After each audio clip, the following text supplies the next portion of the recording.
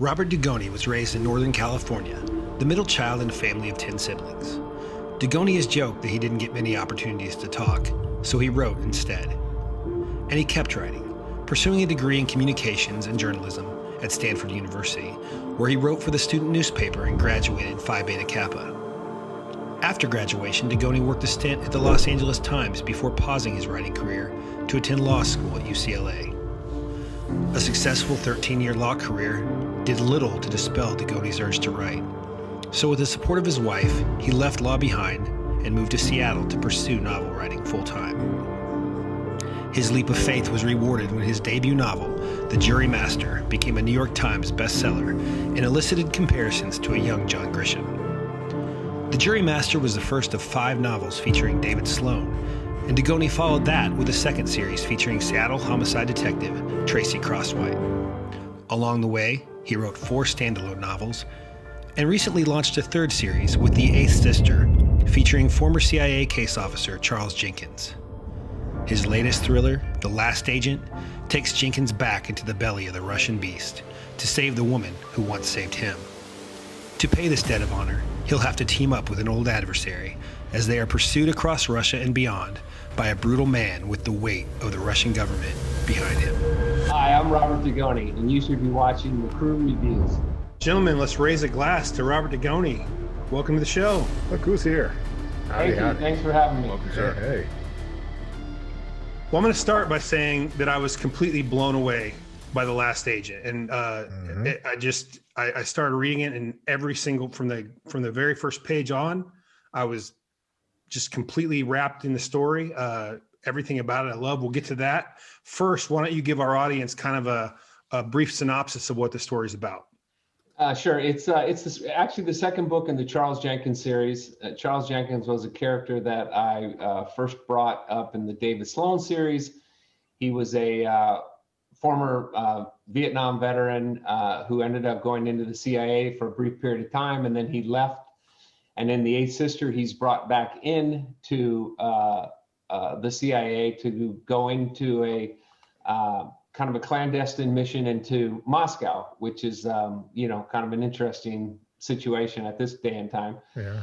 So the Last Agent is the sequel to The Eighth Sister, where there's a specific reason why Jenkins is convinced he's got to go back into Russia, and it's to get somebody out. So, the fun part of these books is they're chase books. They're books where you got one guy he's trying to get away, and one guy who's trying to catch him. And as I have said before, it gives me the opportunity to talk to my buddies who do a lot more interesting things like that I do than like fly bush planes in Alaska and do all kinds of cool stuff. So it's a lot of fun for me, and I enjoyed it. So it's basically, Charles Jenkins goes back into Moscow in order to find out whether or not somebody is still alive, and if so, how he can get them out of Lefortovo prison, which is Moscow's notorious political prison. And then once he does, how he can get them out of the country. Well, I love Charles Jenkins, and I've been beating the drum that there needs to be more 6'5" protagonists in this genre. I feel like there's a heightism out there, but that's only part of the reason I love Jenkins. There's a lot of extraordinary qualities he has, but where did he come from in your imagination, and what inspired the various qualities that make up that character? So he I hate to say this, but it really didn't take a lot of imagination, because Charles Jenkins was my law school roommate. That's perfect. And he was awesome. 6'5" African-American guy. He was my best friend. It still is one of my best friends.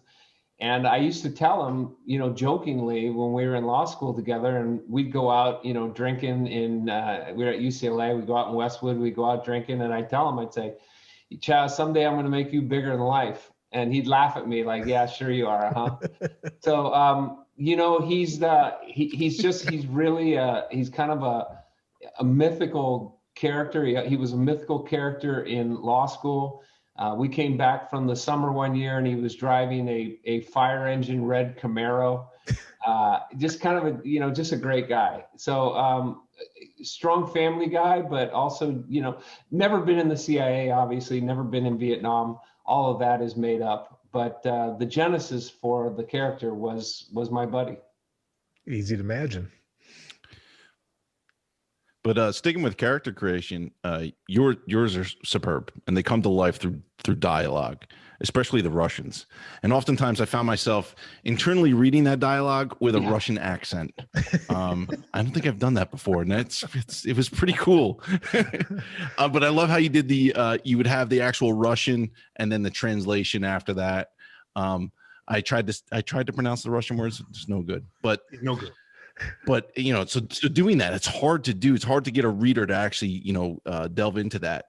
So how do you do that? And what advice can you give aspiring writers when approaching dialogue to make it as believable as possible? Well, anytime you're going to use a dialect or you're going to use a foreign language, the first thing you got to do is keep it to a minimum, for the very reasons that you talked about. I mean, it's not easy, especially to read Russian, and it's really difficult to pronounce Russian.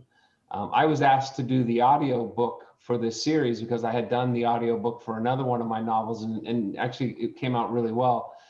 And when they asked me to do it, that was my biggest concern was, how am I going to do the Russian? I could probably do a Russian accent, but I didn't think I could read Russian. So the main thing is keep it to a minimum, and try to make the stuff that you are translating, try to make it make sense. And what I mean by that is that you want it to be something important. You don't want it to be, hi, how are you? Fine, how are you? No, you want it to be a phrase that's important. That it'll have a little more punch for the reader if they're reading it in Russian and the whole time they're thinking, what did he really say? What did he really say? Because it's a great punchline, right? And then you hit them with the English, and it has sort of a double effect. Yeah, I love how when Jenkins was talking to another character, and when he's in Moscow, Fedorov, and he was trying to get past some of the English translation, because I don't, and he's messing it up a couple times, and it added that realism to it. And you're like, these are. They're not just characters in the book. They're actually, they actually feel real, which was really like cool. when he didn't understand the idioms, that was excellent. Yeah. You don't see that very often. No, you don't. So that was nice. And that's a reality. Is there are certain languages there's just no translation for some of the stuff we say in English. There's no translation for it, and so it comes off as really kind of odd. Like, I'd like to be a fly on the wall. They look at you like, what the hell are you talking about? So The Last Agent, that's number 2 in the Charles Jenkins series after The Eighth Sister. You have 2 other series, the Tracy Crosswhite, the Sloan series, and I believe both of those were 7-book series. Sloan was 5, and Tracy is 7, and the 8th will be out in April of 2021. Wow. Okay. Well, in that respect, how do you decide which book you're going to go to next? You got multiple series here, and you got multiple numbers in each series. What is your driving force that determines which one and which series you're going to go to next? Well, first of all, I have a great deal of freedom at Thomas and Mercer. They are really good about letting me kind of pick and choose what I want to do and what I want to, next. So really, a lot of times it's kind of what hits me. And, for The Last Agent, what hit me was, suddenly I had this idea of, which I thought would be a really strong premise is, why he would go back. Yeah. And when that hit me, it was like, I knew I had to write that book. And so I called up my editor and I said, hey, I got a great idea for, why Charles Jenkins would go back into Russia, because The Eighth Sister was selling pretty well. Yeah. And so it was like immediately I wanted to do it. Tracy Crosswhite is sort of my bread and butter. It's the series that I'm really known for. And it's the series that people are always waiting for. So I want to have at least one a year of the Tracy Crosswhite series. Yeah. And then, sometimes I'll just, I'll get a bug in my ear or someplace else. And, it's like, I got to write this story. And I had, it just happened to me, this last summer where I thought of the summer before I started the summer before I started college. I went to work on a construction crew, and I was working with 2 Vietnam veterans, and this was 1975, 76. And one of the guys kind of started having PTSD, and I just thought it would be a great premise for a story about, for men especially, young men, young boys becoming men, because there's no, as we all know, there's no course out there that teaches you how to be a man. Right. There's no course out there that says, okay, you were a teenager, now you're a man. And for me, it wasn't that large of a step. I was going from high school to college, but think of these guys that were going from high school to the bush in Vietnam, and being told to kill people. It was a tremendous step that these guys had to go through. So I called up Lake Union of Amazon Publishing and said, I got a great idea for a second literary novel. And we talked it out, and they said do it. And so I had a chance to write that novel, and that'll be out next September. So I'm lucky that I have a lot of leeway to kind of pick and choose. Yeah. Well, I think the three of us are hoping that that's not the last Charles Jenkins novel. We're lucky. I'm working on the third right now. I'm actually just going through the draft that I put together. I don't outline. So when I write the first draft, there's a lot of holes in it and a lot of things I got to fill in. But for me, the key is to get to the end and say, okay, do I have a story here? Is there something that I think is appealing to readers? Yeah. And if I do, then I go back and I really go to work on it. So that's what I was doing before we popped on here to do. Wait a minute. Did you say you don't outline? I do not outline. So when you started The Last Agent, you just wrote? You had no idea how it was going to twist and turn and be a great story that it is? I never know the ending. I honestly never know the ending because I never know how the characters are going to fully behave. And I think it's almost, I don't know how guys can start on page 1 and decide what's going to happen on page 400, even if they have an outline. And so what I do is I do a lot of research. I mean, a lot of times in the back of my books, you'll see the number of books I've read, the number of documentaries I've watched, whatever it is. And I do a tremendous amount of research, and a lot of my scenes come out of the research that I've done. In The Last Agent, when Jenkins gets to that bush plane, I just called up my buddy in Alaska and said, okay, I need your help. How would I do this, and how could I get this out? So a lot of that unfolds because of what happens. But what I will do is, as I'm going through that first draft and I'm putting it down, I have 2 screens on my desk, and the second screen I open up an Excel spreadsheet. And on that spreadsheet, I have the page, the chapter, who's in that chapter, and what's happening. And then I have a note for comments. So I can go back to that chapter and say, you need to change this. It needs to say this. Or if I get an idea, I'll go back and I'll say, okay, you need to change these 2 scenes because of this idea that I had, 250 pages later. But, for me, it helps make it fresh. For the reader, because I've had people that they'll email me and they'll say, oh, I figured out, who did it on page 10. And I'm like, well, I didn't. So, good for you. What's funny is I think we always ask whether they're pantsers or outliners when authors come on the show. And it's funny, the pantsers are the one that get that comment more than anybody. Yeah. The ones that don't know what the hell is going to happen are the ones that get that comment. It always cracks us up. But Yeah. Well, when you debuted the series with The Eighth Sister, you garnered some praise from Martin Cruz Smith, who wrote one of the iconic Russian novels that takes place in Russia, in Gorky Park. Yeah. Now, I've never been to Russia, but I've read scores of nonfiction and fiction that deals with Russia, and the scenes that dealt with the setting of the country, the sequences there, the attitudes of the Russian people, the attitudes of the Russian government, all that rang extremely true. And it felt like you had spent considerable time there. So what I want to know is, you talked a little bit about your research. What research did you rely on to nail the Russian aspects of the novels? So I did go to Russia in 1998. I was there for about a month, 3.5 weeks. And I was in Moscow and St. Petersburg and Zagorsk. And, it was a real education, because at that point, 1998, they weren't that far out of perestroika.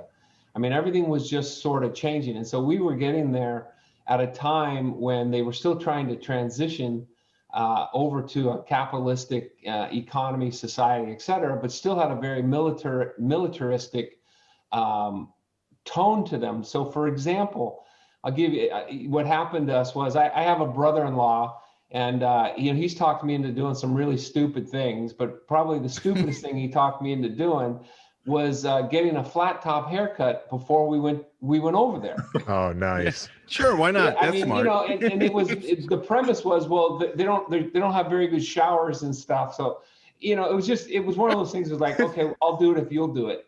So we go over to Russia with flat top haircuts and blue berets, and I get to customs and they pull me out of line. I mean, I'm out of line, and I'm in a room with a guy in a green military uniform who's asking me questions, going through all my bags, and I mean the whole bit. So what was really eye-opening was, you know, that there was still a real lack of freedom and a real lack of privacy. And you know, when you went out on the street, you know, if you can't read anything because it's in Cyrillic, so you're trying to find your way around and get to Red Square and do all those things. And you walk up and you stop someone and you say, you know, excuse me, I forget the Russian phrase, but I'd say the Russian phrase. They look at you and their first instinct is, what do you want? You know, why are you stopping me? But then after you start talking to them, you find some really warm, lovely people, you know, friendly people that they'd be going one direction and they'd tell you it's the other direction. And then they would just turn around and take you. You know, way out of their way, and they would take you to go. So, you know, I always want to emphasize that, you know, the Russian government has its issues, especially now with what's going on over there. But the people that I met over there were lovely people. I mean, they were terrific people. So, you know, that was a lot of research that I did. And then, you know, to kind of get it up to date, you know, I read a lot of those books, Gorky Park, and I forget all the others, but I read a ton of books about, you know, Russia and Moscow and what it was like. And I met Martin Cruz Smith in Tucson at the Tucson Festival of Books. Nice. And he was having some difficulty with some medication that was making him kind of loopy. And I had kind of helped him, you know, get around to where he needed to go and everything. And he's the same way. He's a really generous, wonderful man. And I felt really blessed that he would take the time to read one of my novels and give me a blurb, because I mean, I agree with you. I think he's like the preeminent guy writing about Russia at that time. Yeah, it's pretty awesome. You write reams. Writers create reams and reams of backstories for characters that may never make it into the finished product.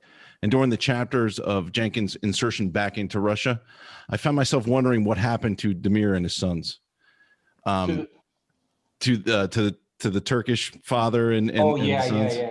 Yeah. So does it ever frustrate you then in a genre that favors streamlined, no fat storytelling, that these backstories are never brought to conclusions? Yeah, you know, it's hard because you know, you get invested in these characters. They very much become alive to you, you know, and so you do think about things like that, like, you know, what happens to these guys that were, you know, and they actually, though, that family is actually in the Eighth Sister. So to be able to go back to them really was special for me, because I really like them. But you're right, you know, in today's day and age, especially, you can't, you know, you got to move on, you got to move forward. The thing that I was really most happy about was I got to bring Viktor Fedorov back. And quite honestly, I think he's probably one of the best characters I've ever written. Dude, he's a cool character, man. He's so cool. Yeah, I mean, he is. There's a lot of layers to him between his wife, his ex-wife, his daughters, his job. You know, he's a badass. And so I got to bring him back, and I you know, that to me was a treat to be able to keep that character alive and going. You know, and my whole job, or my goal, is that, you know, like I said, Jenkins will go back into Russia one last time, and then I'd like to keep him alive and going forward, and, you know, move him into the Middle East or you know, someplace else, doing some things, and maybe keep Fedorov sort of as you know, a guy in his pocket that he can rely upon. Yeah, that'd be really cool. Yeah. Well, and I'll tell you, just like the relationship Jenkins has with his wife, you know, being a guy who's been married 25 years, I loved those scenes. Seemed really authentic. I love the way they communicated. Again, same thing what Chris is saying, the backstories between, I want to know Like I want to know all about their relationship. You know, I mean, there's so many people. You had a gift for making people care about all the secondary and supporting characters, and I just Sean, you know, it was so believable because you know she was a CIA agent, he was a CIA agent, and you know, it's funny you don't allude to it. You actually say, you know, most of the people in those professions, they marry other agents because they understand the job. I'm the same way. I was a Secret Service agent. My wife is still a Secret Service agent. We marry those people because you could talk one about the classified stuff, or sometimes you can if they're not read into that particular program. And you never question like, well, why were you out doing X, Y, or Z? Because you're like, oh yeah, I get it.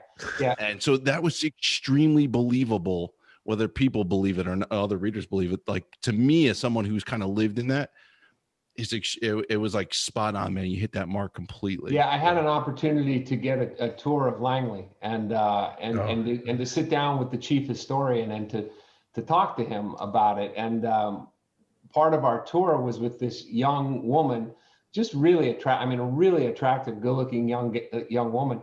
And I asked her those questions. I said, what happens when you go out in a bar and some guy comes up to you and he starts hitting on you? And he says, hey, what do you do for a living? She said, well, I tell him I work in the Defense Department. Okay, well, what do you do in the Defense Department? Well, I work in one of the branches. Well, what branch do you work in? I mean, you know, she said that. And then she finally said to me, she goes, that's one of the reasons why a lot of people in the Defense Department marry people within the Defense Department, because we can't talk about what we do all the time. And that's not going to fly with a spouse, you know, who doesn't understand that situation. Yeah. And that's true in other industries. I know my wife and I are both in medicine. And so it's kind of the same thing. We can talk about patients and talk about things that nobody would get on the outside. So my wife and I both love football. She's a unicorn. Yeah. Hey, Robert, let's take just a little quick step back from your current situation in writing. With your talent and your track record, you have and probably have had a number of opportunities to go with, you know, a lot of different publishers and a lot of different directions. What drew you to Thomas and Mercer through Amazon Publishing that really hit home that this was the place for me as a writer? This is where I want to be, and this is where I should be. Yeah. So back in 2013, you know, my David Sloan series had kind of come to an ignominious ending. And I, you know, I really wasn't sure what I was going to do, but my agent, she's terrific. She said, don't worry about it, write another series. And so I had written this series with Tracy Crosswhite. The book's called My Sister's Grave. And she loved it. And she sent it out to a lot of editors at publishing houses, and they loved it. But they couldn't get authorization for the money that she wanted because, you know, of the track record. Everything's based upon a track record. Sure. And throughout all this, the publishers at Amazon had been, you know, I'm a Seattle guy, right? And so they said, you know, we'd like to sit down and talk with them. And so my agent, who's in New York, she said, hey, listen, you know, you've had experience as a lawyer and you've been in all kinds of meetings. Go ahead and go to lunch with them. And I went to lunch with them. You know, the short of a long story is I walked into the room, the restaurant, and there was 12 people waiting for me at the table. Holy God. And I was the oldest person at that table, probably by 20 years. Oh, geez. Oh, and great. you know, they started saying things to me that I had never heard before. They started telling me who my audience was, where my audience was, where they were located, what the demographics were with respect to men and women, how they would reach the people that I wasn't yet reaching, how they would market this book. And then they didn't just say, hey, we really love your book. They said, we like your book a lot, but we can make it better. And here's one of the things we suggest you do. Oof. So, you know, that's what I wanted is I wanted a partner. Right. I wanted a publisher that took me seriously and took what I did seriously, because I take it seriously. You know, I was a lawyer for many years, and I mean, I understand that you get up in the morning, you go to work, right? I mean, you know, you go to work. I go to work every morning here in my house now, but I go to work every morning at 6:30, and I'll be here till 3:30. And the only reason I quit early is so I could go hit some golf balls with my buddies. But other than that, you know, I'm here and I go to work, and I wanted a publisher that, understood that this was a partnership. I was working as hard, if not harder than they were. Yeah. And, Amazon Publishing, they understood that from the very beginning. I had input into the covers, I had input into the titles, but mostly they had just had an incredibly creative team. I mean, they are incredibly creative. Right. Their covers, I think, are just outstanding. Their editing they do is outstanding. They hooked me up with a developmental editor I've been working with on, 18 books now. The funny part is I just turned in my 18th novel to her, which is my second literary novel will be coming out. And she wrote me a 5-page letter that basically said, what's the point? She didn't say, this is great. She said, what's the point? And then went through 5 pages why I hadn't really made a point. And she was right. Oh my goodness. And the book is infinitely better because I had that kind of input. So, that's really what I wanted, is I wanted to be part of I didn't want to turn my book in and never hear from anybody. I want to be part of the organization. I am, it's like being a lawyer. I want to be a lawyer on the team that's going to try the case. Right. Right. Dude, I want that it's much more relationship. added value than most other people, it sounds like. So that's tremendous. Yeah. Well, you somewhat answered my next question, which was going to start out with where and when do you write? But let me ask you, when you sit down to write every day, some people have page count, some people have word count, some people just, I'm going to write for this amount of time. Some people have other nebulous goals. What is your objective every day when you sit down behind the keyboard? So I sit down and I open up the Green Mile, and this is the page I'm on currently right now. I've probably read this book 25 times. And I start to read how Stephen King uses, in one paragraph, he uses his eyes, his ears, his nose, everything, every sense. And I keep reading it, and I keep listening to the dialogue, and I keep seeing it until I reach a point where my characters start to talk to me. And I can not just see what they're doing, I can hear it and I can smell it. And the story starts to come alive. And once the story starts to come alive, I go back to the chapter that I ended the day on the day before. And I start at that chapter, and I just start going through it and adding in all those things, the smells, the sounds. And I just keep going. And, I'm like most people, I think, when you've had it, you reach that point where, you're writing, 3-word sentences, piece that down, because your mind is just gone. You can't think of anything creative. And that's when, like I said, and I was partly joking, but it's the truth. That's when I grab the clubs and I go out and I play a really bad round of golf. Yeah. At least I'm away from it, for a while. Yeah. Hey, as I often do, I take notes while we write, as we interview people about writing and stuff. And I've never heard that one, like read The Green Mile with Stephen King, and it inspires you. So I might. Yeah, there's a lot of different things that people do. Stephen King's book on writing talks about telepathy. Yeah.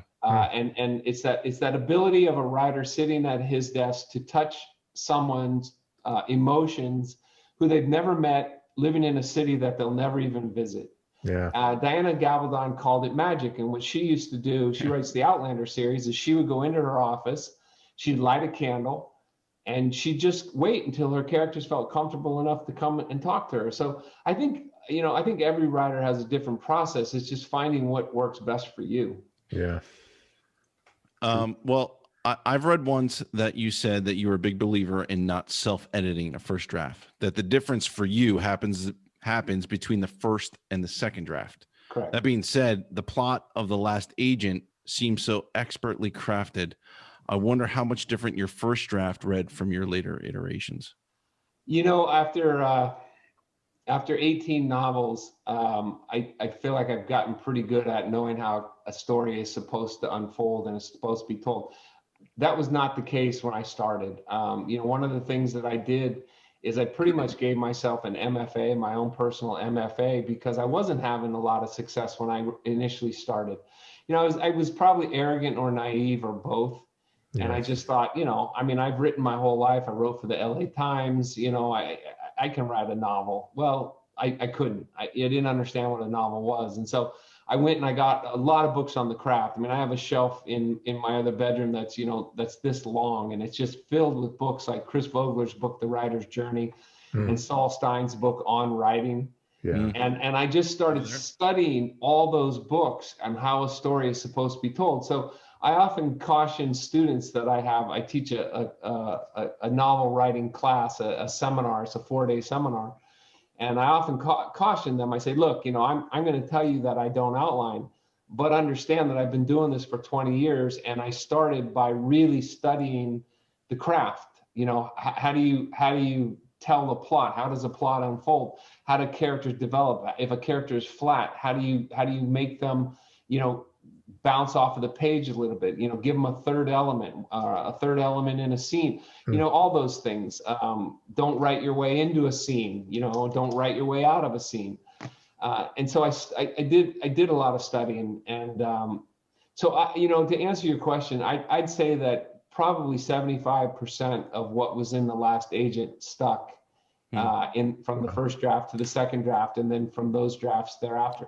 Now, that's not always the case. Like I just mentioned, the last book that I submitted, I'd say it was more like 50%, because, I really needed to focus my thought process on what I was trying to do. Do you ever have like these aha moments where you're like, oh, it needs to go this direction. It has to be here. All the time. And a lot of times those are moments when I'm not really paying attention. I'll be at dinner with my family, or I'll be asleep, and I'll wake up in the middle of the night, and I'll go, holy crap. Do you jump out and get to the computer and write down notes quickly before that evaporates? Yeah, I do. Yeah. I do. I also keep a notepad by the side of my bed for that very reason. I mean, I just had a great epiphany for the book, the third Jenkins book. I just had a great epiphany of what I wanted to happen. I had never thought of it, but it just made perfect sense. And I came running in here and I wrote it all down. And today I'm working on the ending, and I'm going back and I'm changing it to add that in. And I think it's just going to be a kind of a kick-ass ending that I hadn't thought of until that moment. Nice. It's awesome. It keeps things fresh. At the beginning of most people's writing careers, can't say for everybody, but it seems like most, the chief motivation is to get published, to make it so you're asked to write another book, right? It seems to be like the primary driver. Having won multiple awards, having made the New York Times bestseller list and sold millions of copies of books, does your driving force that puts you in that seat every day, has that changed over time? Yeah, definitely. When I started, I was a guy trying to support his family. Yeah. I walked away from a pretty lucrative legal practice to come up to Seattle to write novels. And you come up there and everyone looks at you like you're either crazy or stupid, or I tell this great story of going to the park when my son was little, and there was all these moms who were out there with their kids, and I used to take Tuesdays off to be with my son, and there was one other dad at the park. And he and I started talking, oh, hey, how are you? Good to see you. What do you do? Well, I'm trying to write novels. What do you do? Well, I'm in the music industry. I saw him maybe 2 or 3 times. Well, it was Eddie Vedder. What? Oh. What? Shut up. Oh, come on. And I had no freaking clue. Get the hell out of here. This was 20 years ago, right? So, people look at you like, you're this unemployed guy that, you're just trying to come up with why I write books. No, you're not. You're unemployed. Yeah. So that's kind of where I started. And now I really love what I do. I mean, I took the Thanksgiving weekend off. I don't often will take 4 days off in a row, but I just decided, you know what, I was going to do it. And I couldn't wait to wake up this morning and get in here and get back to the third Jenkins. Yeah, that's really, really love what I do. Writer's right. I tell everybody, I mean, that's the blessing in life. If you can find what you do and find a way to make a living at it, it doesn't get any better than that. And get paid for it. Not working at all. Yeah. Ah, that's awesome. So different writers have different strengths, or at least a different emphasis, whether it be heavily plot, heavily character. As I read through The Last Agent, I had this mental conversation going on with myself, marveling at kind of how you excelled at character, you excelled at plotting, sense of place, while interweaving powerful themes. So I'm curious, which of those aspects do you find yourself most conscious of while writing, and which are more unconscious? So to put another way, which come naturally to you and which do you have to work at? I really have to work sort of on the plot. Once I get attached to a character, the biggest issue for me is not overdoing it. Because I just, I love to create characters, create lives for characters, create backgrounds for characters. And I can get hooked on that character. Like, Fedorov's a perfect example, bringing in his wife, his daughters, one's in tech, Right. one's in the theater business, and I just think books are about characters. I'll often, in the classes I teach, I'll say to people, how many of you saw the movie Moby Dick or read the book Moby Dick? And I'll say, great book, right? Great movie. I mean, story of a whale that attacks a ship and destroys it. I mean, that's never been done before or since, right? And everyone will kind of look at me and I'll say, well, how many of you saw the movie Jaws? Read the book Jaws? So I think that old saying that there's only 7 different plots out there is probably to some degree accurate. I think what really makes a book come to life are those characters. When you're reading about Mr. Frodo and Samwise Gamgee and John a Blanket, The Great Gatsby, those are the things that linger with us. Santiago and the Old Man and the Sea. Yeah. The characters linger with you, and that's really what I hope when someone closes one of my books, is that there's some aspect of the character that lingers for them, that they can relate to, that they want to say, I wonder what happens next. I hope that he's going to be okay. You mentioned the Turkish, boat guys. It's like, I wonder if they're going to be okay. I wonder. If I was like, how are they getting that boat back on the ship with all the waves and everything? Those guys are screwed. So, I think books are about characters, really. All the great classics that are out there, Lonesome Dove with Captain Call, and all those guys. They're about people who are living lives and are living through circumstances and events. Yeah. Well, Bob, were you ever concerned, because Fedorov is a fantastic character creation, were you ever concerned that he would overshadow Jenkins? Always. I mean, I think you always worry about that. I mean, that's my biggest worry. You just hit the nail on the head. My biggest worry with the third book I'm working on is, there's some great characters in there. And that's, I think, where having somebody outside of your family members who can read your book critically, I think that's where it really helps, Right. because they can look at it and they can say, okay. And a lot of times what it is just changing point of view. I might have Jenkins in a scene, but it might be in the point of view of somebody else. And I think to myself, well, wait a minute. Why don't I just flip it and put it in his point of view, so that there's more of him in it and there's more of his thought process and what he's doing and things like that. Yeah. Well, to expand on the details that Sean alluded to, there's a card trick, or rather a sleight of hand, that plays a particular part in the story. And I found myself trying to mentally jungle what they were actually doing. Is that something you learned yourself or looked up how to do? So one of the things I did for research was I read a lot of books on written by former CIA officers. And one of the things that they teach CIA officers, or they used to teach anyway back at what they called the farm, was they taught them sleight of hand, and they taught them how to do sleight of hand tricks, because a lot of old CIA tactics, and they're prevalent even today because technology is not reliable. were things like brush buys. Yeah. So you'd have an asset, a CIA asset, walk by someone that's a CIA officer, but they don't know it, and you don't ever want them to actually meet because that's how they get caught. So how do you get messages to them?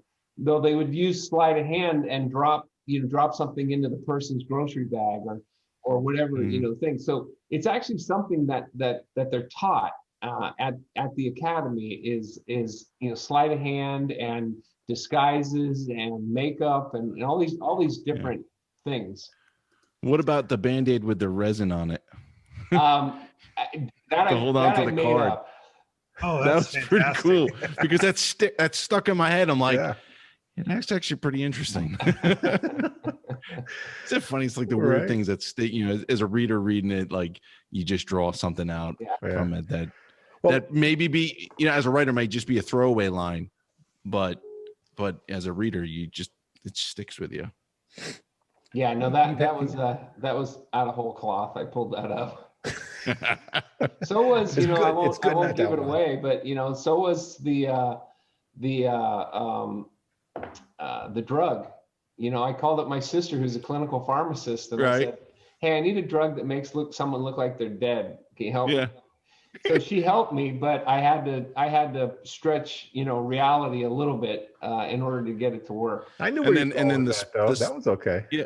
And Mike, yeah. So the sprays into the nostril to wake her up. He's like, I don't know how many to. We don't know. Let's try it. But, like a lot of thriller authors, they let enough enough truism into it that it wasn't a jumping the shark moment. It was believable, right? And who knows, 10 years from now, they might actually come up with something just like I believed that, it. So. And months from now. I have a couple of former CIA officers who have helped me with a lot of this stuff. And they won't tell me things. They'll say things to me like, they'll read the manuscript and they'll say, I can see it happening this way. Or they'll say, I can't see it happening this way, meaning I got to change it. Yeah. And so my line to them, Mike, is always, is it beyond the realm of fiction? Right. Is this beyond the realm of fiction? They'll say, no, you could definitely do it this way, but I would tweak it. And I'll say, okay, well, how would you tweak it? And then they'll tell me how they would tweak it. And then I can make it better. Like one of the things that was really funny to me is one of the officers, former officers, he said to me, you have Charles Jenkins going into a bathroom. I said, yeah. And he's standing at the urinal. And I said, yeah. I said, we never stand at the urinal. And I said, why not?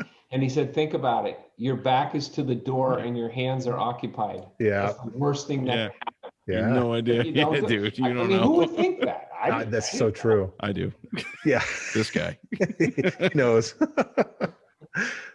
Well, you've had beyond the literary success. Well, and because of your literary success, you've had a couple of things happen. A couple of things happened. This most recently, Hollywood came calling. Yeah. For the big screen, your standalone, The Extraordinary Life of Sam Hell. Looks like that they're working towards making that into a motion picture. You've also had a sister company of Lionsgate hoping to produce a TV series based on The Eighth Sister.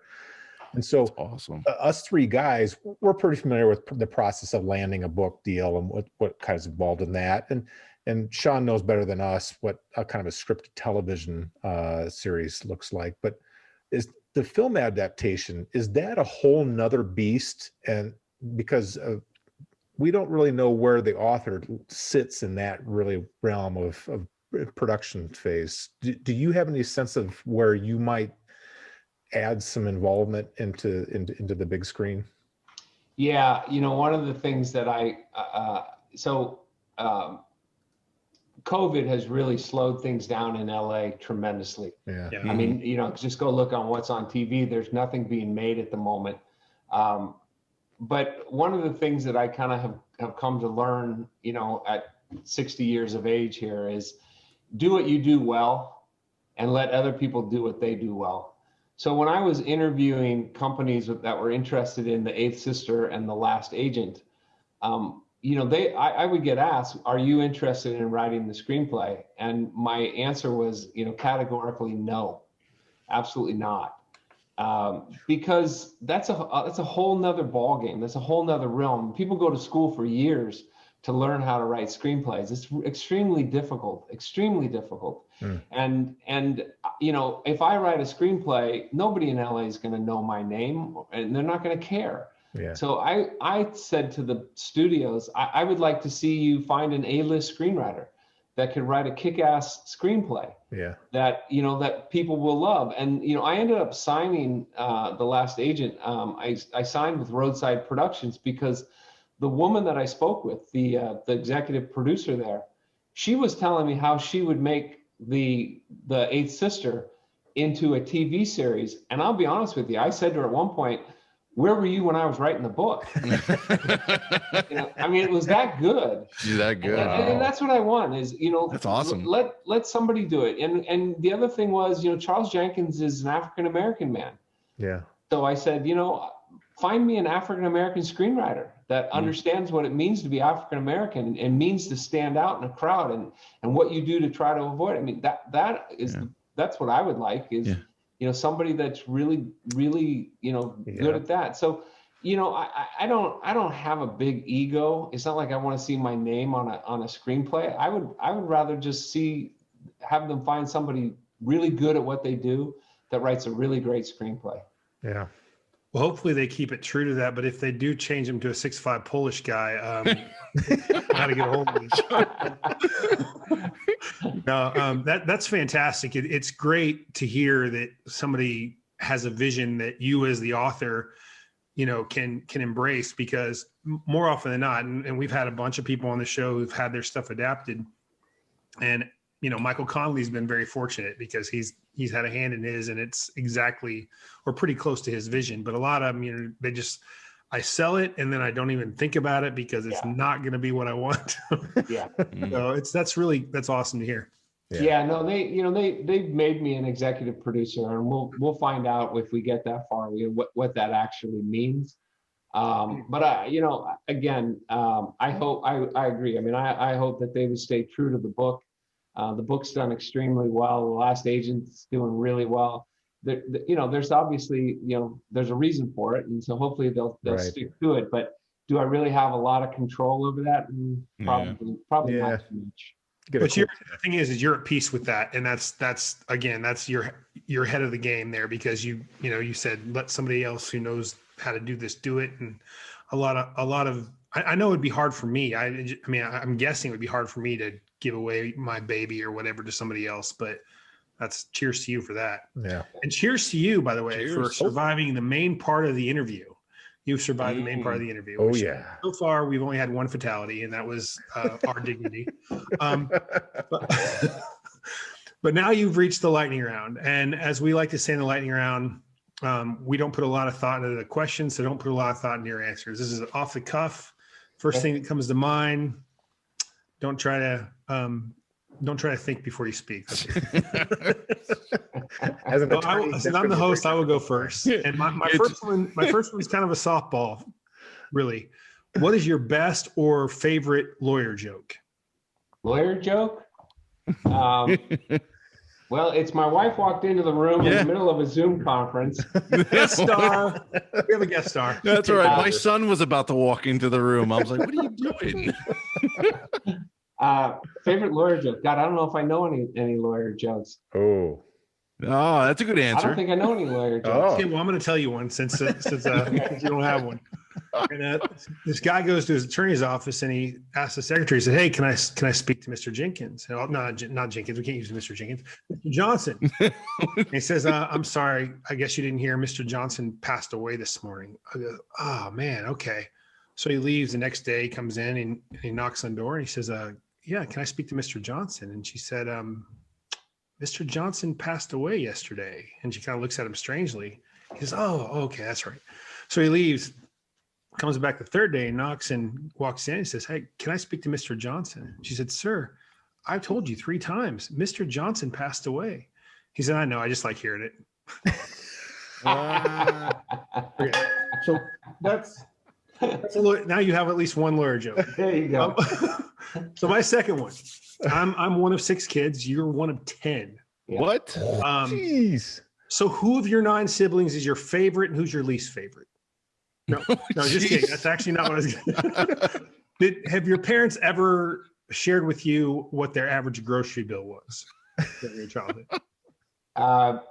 No, back in the day, they never shared with me, but I will tell you that when we had moved out of my father's house, when we would come home, we'd open the refrigerator and my dad would say, don't you have food in your own refrigerator when you come home to eat? Sounds like my dad. Yeah. Okay, my third question. I'm a Notre Dame fan. You went to Stanford. Yep. If the Stanford team name is Cardinal and it's not the bird but the color, what the hell is the tree? I have no freaking idea. None. The helmet makes no sense. I actually I do know, and this is it. Oh, When they were changing the name from the Indians, Stanford Indians, Yep. when they were going through that whole process, I was on campus, and we voted that they should be named Stanford Robber Barons. And the administration got so upset, right, that they picked Cardinal. So in protest, they formed that they were going to have a tree as a mascot. And that's how it came about. That's awesome. That's fantastic. I've never heard that. I've never heard that. It's pretty cool. I still think the robber barons would have been an That interesting. would have been fantastic. That would actually be pretty cool too. Yeah. All right, so I'm up. My hair's thinning. I'm in my 40s. Sean and Mike, they're in their 50s. Their hair, Mike's not thinning, but if you had to give up one thing for life, Bob, brushing your hair or brushing your teeth, which would it be? I'd be brushing my hair. That's right. Because I'll tell you right now, I wake up in the morning and the first thing my wife says to me is, you need to brush your teeth. So I'm getting no action if I can't brush my teeth. Bald, yeah, it doesn't matter. Whatever. Save it all. All right. It goes without saying that you are a superb storyteller, but let's say the apocalypse descends upon the world and you and a small group survive. What skills can you offer this group? I'm pretty good with construction. I'm good with my hands. I put myself through school working construction jobs. Wow. So I could build things. So you can build shelter for the folks. There you go. Yeah. All right. That's One of the cool. critical And then at night, tell them stories. Yeah. All right. My last one is, I think it's a bane on society, but we all have to use it. In one sentence, how would you sum up social media? Social media is a numbing mind distraction that I wish we'd never had come about. This guy. There you go. So I'm going to true. raise a glass for that one. Yeah. All right. Looks like my turn here. All right.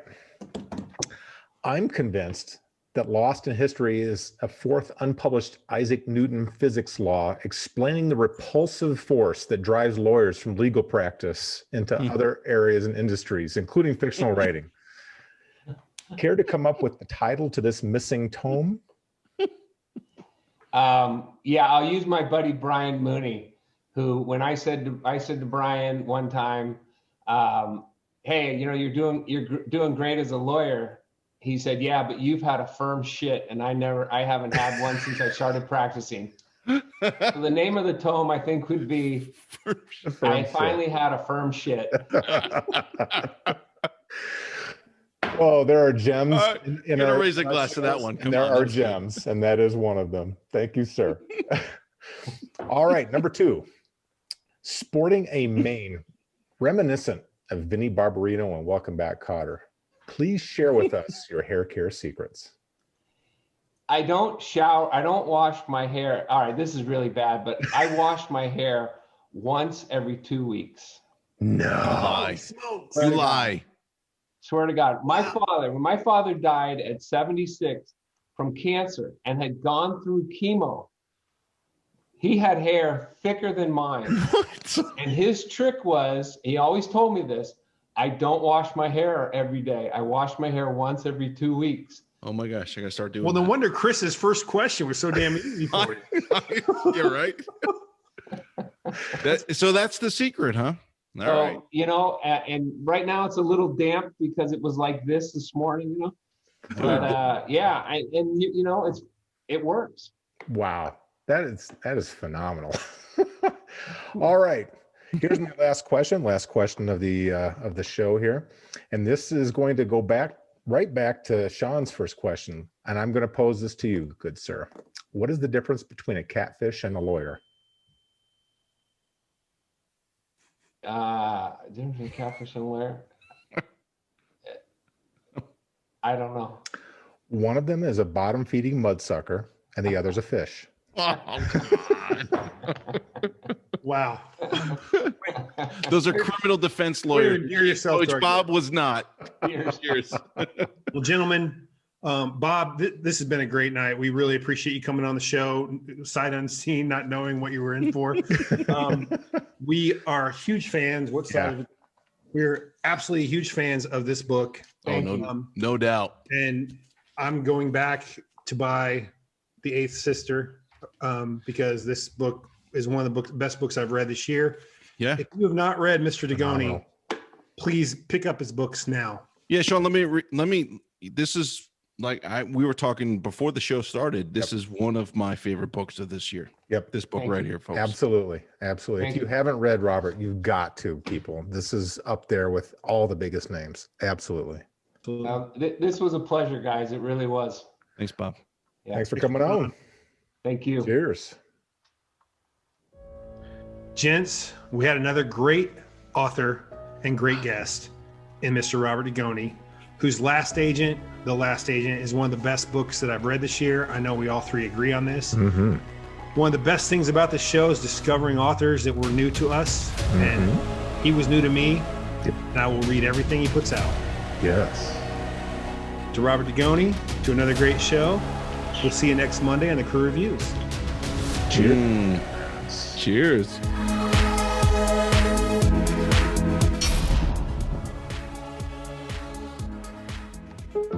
This is the outro for Robert Dugoni. Bob, as we call him. Yeah. First of all, it's Dugoni. Dugoni. And Dugoni. don't mispronounce it. When you're from Chicago, everything's Gani. Yeah. All right. Yeah. And this is Sean. And his plaid shirt is making him look like part of the furniture behind him. Oh my gosh. And this is 3. He doesn't like You and me. By the way, to the viewers at home, I'm out of good whiskey, so I'm on the wine.